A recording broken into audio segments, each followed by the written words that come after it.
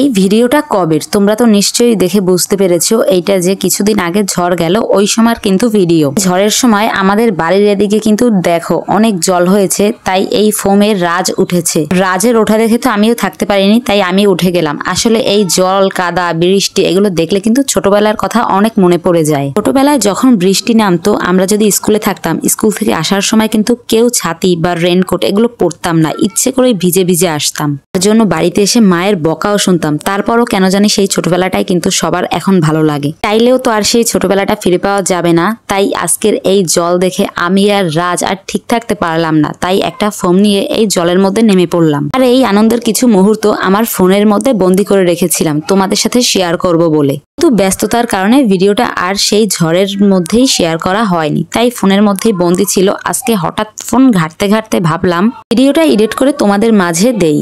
আসলে এই বৃষ্টির দিনগুলো দেখলেই কিন্তু আমার সত্যি কথা ছোটবেলায় বেশি মনে পড়ে যায়। যখন মেঘে ডাকতো, যদি মাঠে থাকতাম দৌড়িয়ে ঘরে চলে আসতাম, সবাই মিলে আম কুড়োতে যেতাম। কিন্তু এখন আর আম কুড়োতে বা আম মাখা খেতে তেমন দেখাই যায় না মাঠে বসে। তো আমার এই ভিডিওটা দেখে আর কথাগুলো শুনে কার কার শৈশবের কথা মনে পড়ে গেল, তারা কিন্তু ভিডিওটা অবশ্যই শেয়ার দেবে আর কমেন্ট করে বলে যাবে। আমাদের আনন্দ থাকার কিন্তু আর কোনো কারণ লাগে না। রাজ আর আমি এক জায়গায় থাকলেই আমরা অনেক আনন্দ পাই, আমাদের আর 5 জন লাগে না। তাই দেখো আমরা 2 জন ফোনটাকে রাস্তার পাশে রেখে এরপর নেমে গেছি।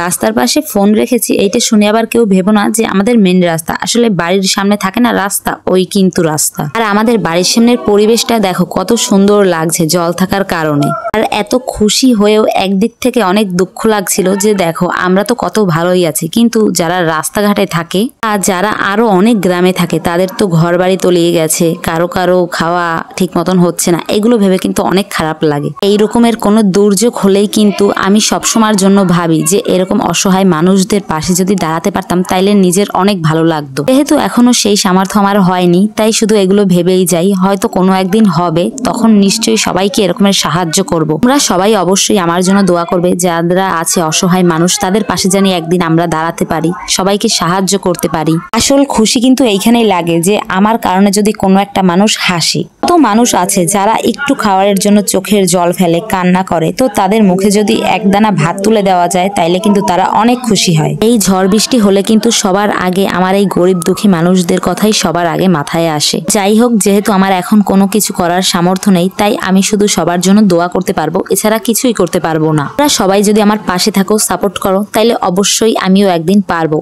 5 জন মানুষের মুখে হাসি ফোটাতে। তো চলো আজকে আর বেশি কথা না বলি, শুধু এই ভিডিওটা তোমাদের সাথে শেয়ার করার ছিল। এই ভিডিওটা দেখে যেহেতু শৈশবের কথা অনেক মনে পড়ে গেছিল, তাই তোমাদের সেই কথা বলতে বলতে এখন কোন কথায় চলে এসেছি। তো যাই বলি না কেন, কথাগুলো কিন্তু অবশ্যই সত্যি। তো চলো আজকের মতন ভিডিওটা এইখানেই শেষ করছি, আবার দেখা হবে নেক্সট কোনো ব্লগে।